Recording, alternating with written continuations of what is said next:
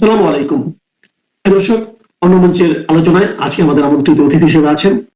অনেকেই আমাকে প্রশ্ন করছেন যে দাদা আপনি তো নিজেই বলেছেন, ইউনূস বলেছে আমরা নির্বাচনী ট্রেনে উঠেছি, এখন আর কোনো সংযোজন বিয়োজনের কোনো সুযোগ নাই।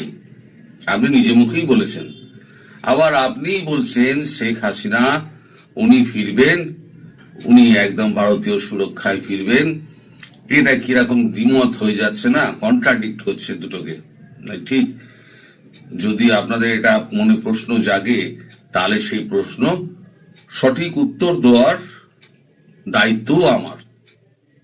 আমি যখন ভিডিও করেছি, এখন যে ভিডিও আমি করি পুরো দায়িত্ব নিয়ে করি, পরে প্রমাণ হয় যে আমার ভিডিও সত্যি না মিথ্যে। এবার আমি আপনাদের কতগুলো ফ্যাক্টস এন্ড ফিগার্স আমি গতকাল থেকে আজকে অব্দি যা যা হয়েছে আমি জানাই, তাহলে আপনারা বুঝে যাবেন যে পিকচার আমি বাকি হ্যাঁ মেরে দোস্ত। আপনি পৃথিবীতে এমন কোন নির্বাচন দেখেছেন, নির্বাচন ঘোষণা হয়েছে অথচ তার গণনার তারিখ ঘোষণা হয়নি, তার ফলাফলের তারিখ ঘোষণা হয়নি? একটা ক্লাবের নির্বাচনও যদি হয় তাহলেও তার একটা ডেট হয়, তার ভোট গণনার দিন ঠিক হয়, তার বিজয়ী প্রার্থীর নাম ঘোষণার দিন ঠিক হয়। এটাই হচ্ছে নর্মাল নিয়ম। সেটা কোঅপারেটিভ বলুন, ক্লাব নির্বাচনী বলুন, কোন সংগঠন বলুন, কোন ক্লাব বলুন, কোন সরকার বলুন, সব দেশেই তাই একই নিয়ম।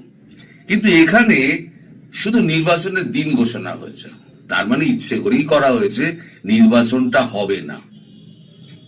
তাই জন্যই আমি বলি এই নির্বাচন হবে না। উনি যতই বলুন নির্বাচনী ট্রেনে উনি উঠে পড়েছেন, ওনার কথায় কাজের কোনো মিল নেই। আর ওনার হাতে এখন কিছু নেই, সব চলে গেছে জামাতিদের হাতে এবং এনসিপির চ্যাংড়া ম্যাংড়া যত গুন্ডা আছে তাদের হাতে। দেশ এখন তাদের কবজায় পড়ে গেছে, আপনারা হয়ে গেছেন তাদের হাতে জিম্মি। এই অবস্থা থেকে উত্তরণের একমাত্র পথ হচ্ছে ভারতবর্ষ, এবং ভারতবর্ষ আপনি চারদিকে তাকালেই বুঝতে পারবেন যে সীমান্তে খোঁজ খবর নিন যে কি কি হচ্ছে না হচ্ছে। এবার ভেতরে কি কি হচ্ছে সেই দিকে আমি আস্তে আস্তে আপনাদের আসছি। আমি প্রত্যেকটা কিন্তু আপনাদের দেশের খবর এবং আপনাদের মিডিয়ার কতটা প্রকাশ করেছে আমি জানি না, আমি আস্তে আস্তে বলছি। আজকে গতকালকে ভোরবেলা রাত্রিবেলাতে একটা ঘটনা ঘটে সেন্ট মার্টিন দ্বীপে। সেখানে একটি হোটেলে একটি মার্কিন নাগরিক ছিলেন, তিনি মার্কিন সেনা টপ অফিসিয়াল। তাকে হঠাৎ হোটেলের ঘরে মৃত পাওয়া যায়। সেই খবর পাওয়া মাত্র ওয়াকার উজ্জামান ভোরবেলাতে এই শীতের সকালে তড়ি ঘড়ি করে একেবারে সেন্ট মার্টিন দৌড়ান এবং যথারীতি আপনার হোটেল ওয়েস্টিনে যেরকম ভাবে মার্কিন সেনা হেলিকপ্টার দিয়ে তাকে নিয়ে গেছিল, এখানেও কোন রকম ময়না তদন্ত ছাড়াই তার মরদেহ নিয়ে চলে যাওয়া হয়েছে। আপনারা খবর নিন, যদি ভুল প্রমাণিত হয় তাহলে আপনারা আমাকে বলবেন যে হ্যাঁ আপনি এরকম ভুল বলেছেন। এখন আমি বলি না যে একটা কোভার্ট অপারেশন হচ্ছে, এগুলো কি করছে আমি বলতে পারবো না, কিন্তু এগুলো কোভার্ট অপারেশন হচ্ছে। আর কোভার্ট অপারেশন আমি বলেছি যে কোনো দিন হত্যাকারীকে ধরা যাবে না, কারণ 100 টাকা যদি খরচা হয় একটা অপারেশনে, 80 টাকা খরচা হয় ফুটপ্রিন্ট মেটানোর জন্য, মানে প্রমাণ মেটানোর জন্য, আর 20 টাকা খরচা হয় তাকে মারার জন্য। ফলে 80 টাকা যে খরচা হয় সেটা হচ্ছে ফুটপ্রিন্ট মেটানোর জন্য। সেই ফুটপ্রিন্ট কোনোদিন কোনো গোয়েন্দা সংস্থার, মানে দামি গোয়েন্দা সংস্থার কেউ কোনদিন ধরতে পারবে না। এখন এটা রাশিয়ান এজেন্টরা করেছে নাকি করেছে নাকি আপনার টার্কি করেছে নাকি আবার সিআইএ নিজে থেকে করেছে এটা আমি বলতে পারবো না। তবে এই ঘটনা ঘটেছে। আজকে সকালবেলা 6:30 নাগাদ হঠাৎ আপনাদের এই অ্যাটলান্টা ওশান শিপে হঠাৎ আগুন ধরে যায়, সেখানে 3 জন মারা যায়। শিপ যাচ্ছিল নিজের মতো, সেন্ট মার্টিন দ্বীপে যাচ্ছিল, সেখানে পর্যটক ছিলেন, কিন্তু বেছে বেছে 3 জন এমন মারা যান তারা বিতর্কিত ব্যক্তি। এবার আপনারা খোঁজ নিন সেই বিতর্কিত ব্যক্তি কারা।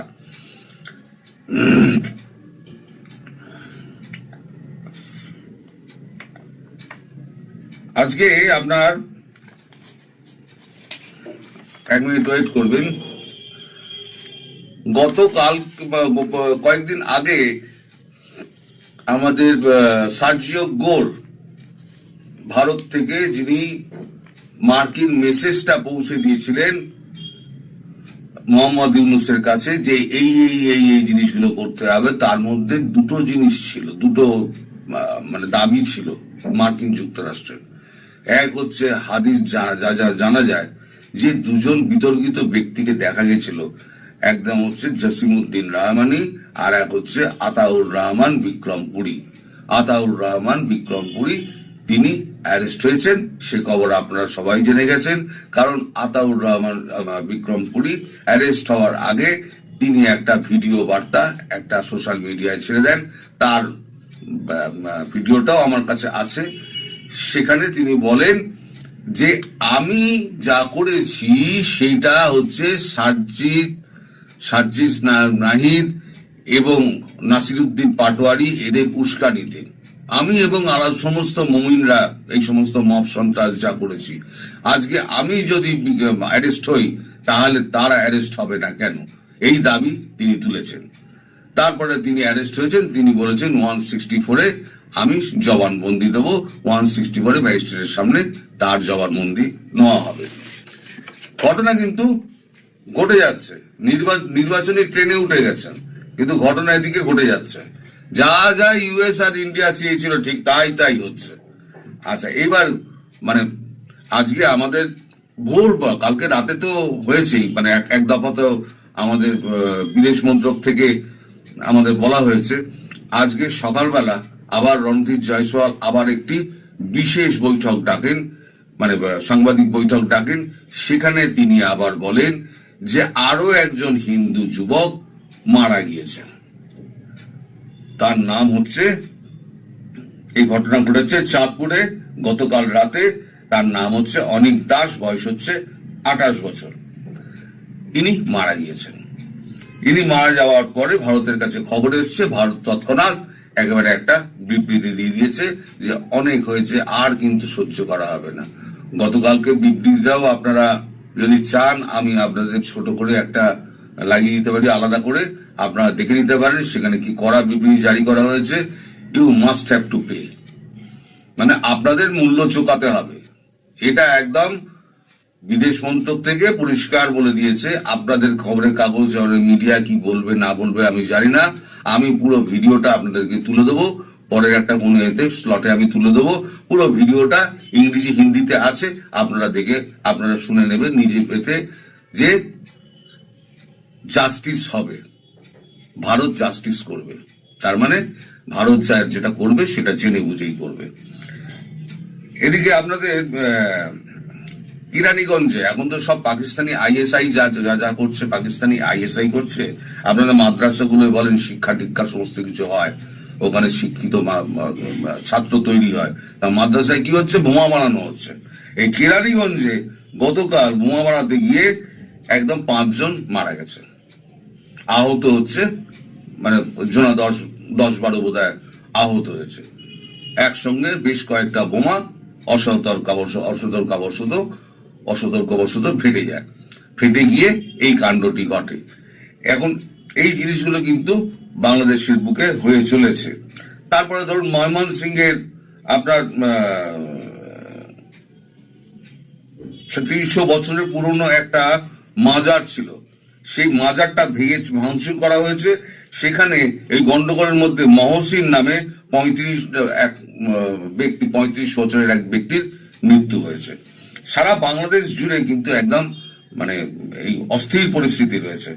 সব থেকে মজার ব্যাপার হচ্ছে তারেককে নিয়ে তো এত কিছু হলো, এবার আমি বলেছিলাম যে তারেক রহমান তিনি দেশে ফিরলে পরে জামাতের সঙ্গে তার গন্ডগোলটি লাগবে, কারণ জামাত বুঝতে পারবে বিএনপি এখানে সব মধু খেয়ে যাবে, আর আওয়ামী লীগ তো আসবেই, আওয়ামী লীগ ভারত ঢোকাবেই। আওয়ামী লীগ খেলে পরে দুজনের মধ্যে মধু আর গুড়ের সম্পর্ক হয়ে যাবে, তাহলে পরে আমরা হয়ে যাবো আমের ছোলা। তাহলে পরে আবার কি হবে না, সন্ত্রাস হবে, অবিচ্ছিন্ন ভাবে সন্ত্রাস হবে। কিন্তু এটা আমি 15 দিন আগে বলেছিলাম। তাই সেই সন্ত্রাসের প্রাথমিক পর্যায়ে শুরু হয়েছে। গতকালকে যাওয়ার কথা ছিল তারেক রহমানের ওই আপনার ওই জুলাই যোদ্ধাদের দেখার কথা ছিল হাসপাতালে। তা হাসপাতালে দেখা করার কথা ছিল, সমস্ত হাসপাতাল আর কি মানে অবরুদ্ধ করে দিয়েছে। অবরুদ্ধ করে এই এনসিপি এবং জামাত এনসিপি এবং জামাত এরা দুপক্ষ মিলে একবারে তারেককে গালি গালাজ করে দালাল ফালাল বলে ওখান থেকে তারেককে তাড়িয়ে দিয়েছে। তারেক রহমান কিন্তু জুলাই যোদ্ধাদের হাসপাতাল দেখতে যেতে পারেনি। আজকে তার কর্মসূচির মধ্যে রয়েছে সেটা হচ্ছে হাদির যে কবরস্থান, সেই কবরস্থান এতে ঢাকা বিশ্ববিদ্যালয়ের ওখানে, যেখানে কাজী নজরুলের মরদেহ শাহিদ রয়েছে, তার পাশে যে কবর দেওয়া হয়েছে সেখানে গিয়ে তার শ্রদ্ধা দেখানোর কথা ছিল। আজ সকাল থেকে আর সেখানে একেবারে মানে আপনার শাহবাগ, আজিজ সুপার মার্কেট এলাকা, নীলক্ষেত, আরো এই সমস্ত এলাকায় সমস্ত ধরে আর কি মানে জমায়েত করে সমস্ত ব্লক করে দেওয়া হয়েছে, কাউকে ঢুকতে দেওয়া হচ্ছে না। এই পরিস্থিতি হয়ে রয়েছে। এখন ওয়াকারুজ্জামানের হঠাৎ কি হলো প্রশ্ন সর্বত্র সেইটা, যে ওয়াকারুজ্জামানকে কে নির্দেশ দিল যে তাড়াতাড়ি গিয়ে আমাদেরকে বডি ব্যাগে তুলে আমাদেরকে হেলিকপ্টারে তুলে দাও। ওয়াকারুজ্জামান দেখা যাচ্ছে খালি গায়ে মানে হাফ শার্ট পরে তার সঙ্গী সাথীদের নিয়ে একটি বোটে করে সামনের দিকে দাঁড়িয়ে তিনি সেন্ট মার্টিনের উদ্দেশ্যে যাচ্ছেন এই শীতের সকালে বেলা। তাহলে কি এমন তাড়াতাড় ছিল? তার মানে মার্কিনদের ওখান থেকে খবর এসেছিল যে এখানে মারা গিয়েছে, তুমি তাড়াতাড়ি বডি কোন রকম পোস্টমর্টম না করে একেবারে বডি ব্যাগে পুরে আমাদের হেলিকপ্টারে তুলে দাও।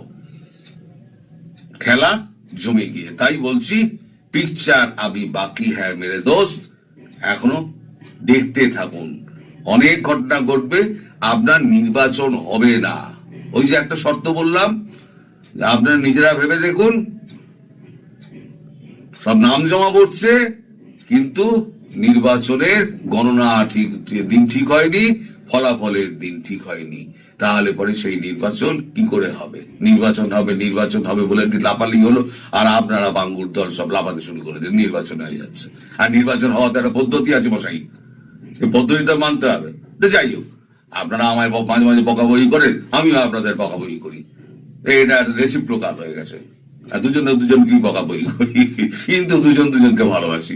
Ultimately end of the day আমরা দুজনকে ভালোবাসি। আসসালামু আলাইকুম। জাতীয় নাগরিক পার্টি এনসিপি নিঃসন্দেহে তারা অস্তিত্ব সংকটের মধ্যে চলে যাচ্ছে। আমরা বলতে পারি এই দলের অস্তিত্ব একেবারেই শেষ পর্যায়ে। এবং একই সঙ্গে প্রশ্ন উঠতে পারে, গণ অভ্যুত্থান কি সত্যি সত্যি সাধারণ মানুষের সঙ্গে প্রতারণা করেছে? এ কারণেই বলছে যে তাসনিম জারা নিঃসন্দেহে এনসিপির একজন তারকা নেতা এবং এই নির্বাচনে নিঃসন্দেহে অন্তত এনসিপির জন্য একজন হেভিওয়েট প্রার্থী ছিলেন। তাকে দিয়ে দলের পক্ষ থেকে অনেক কিছু করানো হয়েছে, অনেক কিছু শো অফ করানো হয়েছে, কিন্তু সেই তাসনিম জারাই হুট করে দল থেকে পদত্যাগ করলেন। কেন পদত্যাগ করলেন? কি কারণে তাকে পদত্যাগ করতে হলো? কি কারণে তাকে স্বতন্ত্র হয়ে নির্বাচনে প্রতিদ্বন্দ্বিতা করতে হচ্ছে? এসব প্রশ্নের উত্তর তিনি না দিলেও মানুষের কাছে এখন অনেকটাই খোলাসা। তাসনিম জারা জানিয়েছেন যে তিনি পদত্যাগ করছেন এবং স্বতন্ত্র হয়ে নির্বাচনে প্রতিদ্বন্দ্বিতা করবেন। তিনি তার ফেসবুক স্ট্যাটাসের মাধ্যমে এই কথা জানিয়েছেন এবং ঢাকা 9 আসন থেকে তিনি নির্বাচনে প্রতিদ্বন্দ্বিতা করবেন। তিনি যেটি লিখেছেন একটু ছোট করে আপনাদের বলি, যে তিনি বলছেন, আমার স্বপ্ন ছিল একটু রাজনৈতিক দলের প্ল্যাটফর্ম থেকে সংসদে গিয়ে আমার এলাকার মানুষের ও দেশের সেবা করা। তবে বাস্তবিক প্রেক্ষাপটের কারণে আমি কোনো নির্দিষ্ট দল বা জোটের প্রার্থী হিসেবে নির্বাচনে অংশগ্রহণ না করার সিদ্ধান্ত নিয়েছি।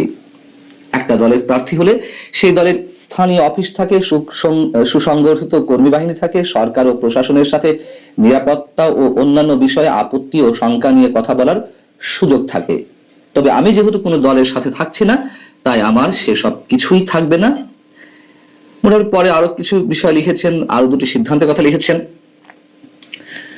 তার এই যে সিদ্ধান্তের কথা, দল ছাড়ার কথা কিংবা দল থেকে পদত্যাগ করার বিষয়টি তিনি জানালেন, এই বিষয়ে এনসিপির যারা শীর্ষ নেতৃত্ব আছেন তারা কেউ মুখ খুলছেন না। কেউ বলছেন তিনি তার নিজের সিদ্ধান্তে দল ছেড়েছেন, কেউ বলছেন তিনি হোয়াটসঅ্যাপ গ্রুপে শুধুমাত্র একটি নোটিশ দিয়ে তিনি দল ছেড়েছেন, তিনি দলের সিদ্ধান্তের জন্য অপেক্ষা করেননি। কি সেই সিদ্ধান্ত দলের ছিল যে সিদ্ধান্তের জন্য তাসনিম জারাকে অপেক্ষা করা লাগতো? আমরা এও জানি যে সম্প্রতি আরো বেশ কয়েকজন শীর্ষ নেতা এনসিপি ত্যাগ করেছেন এবং গত 2 দিন ধরে যে আলোচনাগুলো চলছে সবার মাঝে, সেই জায়গা থেকে তারা একে একে পদত্যাগ করছেন। বিশেষ করে জামাত ইসলামীর সঙ্গে আসন সমঝোতা নিয়ে দলটির যে আলোচনা শুরু হয়েছে, এনসিপি কে নাকি 30টি আসন জামাত দিচ্ছে এবং এনসিপির কারা প্রার্থী হবে সেটিও জামাত নির্ধারণ করে দেবে। জামাতের নেতাদের সঙ্গে এনসিপির কোনো কোনো নেতার বসতে হবে, তারপরে প্রার্থী চূড়ান্ত করা হবে, এনসিপি প্রার্থীদেরকে জামাত টাকা দিবে, ইত্যাদি ইত্যাদি অনেক বিষয়, যার সত্যতাও রয়েছে অনেক ক্ষেত্রে। এবং এনসিপির যে জ্যেষ্ঠ নারী নেতৃত্ব রয়েছে তাদের মধ্যে যদি বেশ কয়েকজনের নাম উল্লেখ করা যায়, আমরা বলতে পারি সামান্থা শারমিন, জ্যেষ্ঠ সদস্য সচিব নাহিদ সারোয়ার নিভা, যুগ্ম আহ্বায়ক তাজনুভা জামিন, যুগ্ম সদস্য সচিব নুসরাত তাবাসসুম সহ আরো অনেকেই সম্ভবত খুব শিগগিরই পদত্যাগ করবেন। তার কারণ হচ্ছে তারা কিছুতেই মেনে যেতে পারছেন না জামাতের সঙ্গে যে সমঝোতা, জামাতের সঙ্গে ঐক্যবদ্ধভাবে বা জোটবদ্ধভাবে নির্বাচন করবে সেই বিষয়টি তারা কোনোভাবেই মানতে পারছেন না। এর আগেও আরো অনেকেই পদত্যাগ করেছেন। দলটির কেন্দ্রীয় নেতা অনিক রায়, তুহিন খান এবং অলিক মৃদুল, তারা পদত্যাগ করেছেন যুগ্ম সদস্য সচিব মীর আরশাদুল হক। এনসিপির এই যে অবস্থান, চূড়ান্ত ভাঙন, আমি ব্যক্তিগতভাবে এতটুকু আশ্চর্য হইনি। এখন শুরু থেকেই এই দলের অস্তিত্ব নিয়ে সন্দেহ পোষণ করে আসছিলাম। তারা নতুন দল তৈরি করে তাদের যে ঔদ্ধত্য, ইতিহাসের সাথে বেইমানি করা, দলের মধ্যে নানান ধরনের অভিযোগ, এগুলো তার আমার একা অভিযোগ নয়, এটি জাতীয় পর্যায়ে নানানভাবে আলোচিত হচ্ছিল। চাঁদাবাজি, দখলবাজি, নারী কেলেঙ্কারি, আরো অনেক অনেক বিষয়। এবং বিশেষ করে আবারও বলি, এর আগে আমি আপনাদেরকে বলেছি, বিশেষ করে যে মবক্রেসি তাদের মাধ্যমে শুরু হয়েছিল, এনসিপি ভবিষ্যৎ নিয়ে অনেকেই সন্দিহান ছিলেন।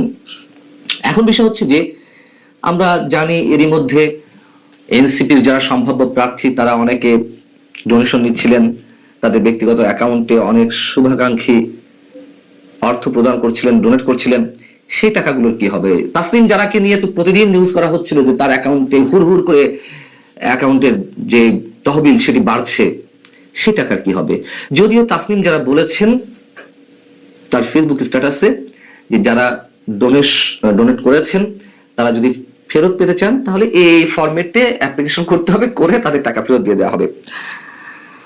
হয়তো শুভাকাঙ্ক্ষিতার জায়গা থেকে অনেকেই ডোনেট করতে পারেন, কিন্তু বাজারে তো বা রাজনৈতিক জায়গাগুলোতে তো এই কথাও চাওরা আছে যে অনেকে যে কালো টাকা উপার্জন করেছেন সেই কালো টাকাকে সাদা করতেই নিজেরাই হয়তো ব্যাংকে টাকা ঢুকাচ্ছেন তাদের অ্যাকাউন্ট থেকে, হতে পারে। অস্বাভাবিক কিছুই না। এনসিপির জন্য এই মুহূর্তে আমাদের এই কথা বলতেই হচ্ছে, যেই অভিযোগগুলো এ পর্যন্ত এসেছে তার সবই তো সত্যতা মিলেছে, মানে সব ক্যাটাগরিতে অভিযোগগুলো তো মিলেছে, এবং এটিও যে অস্বাভাবিক কিছু তা কিন্তু নয়।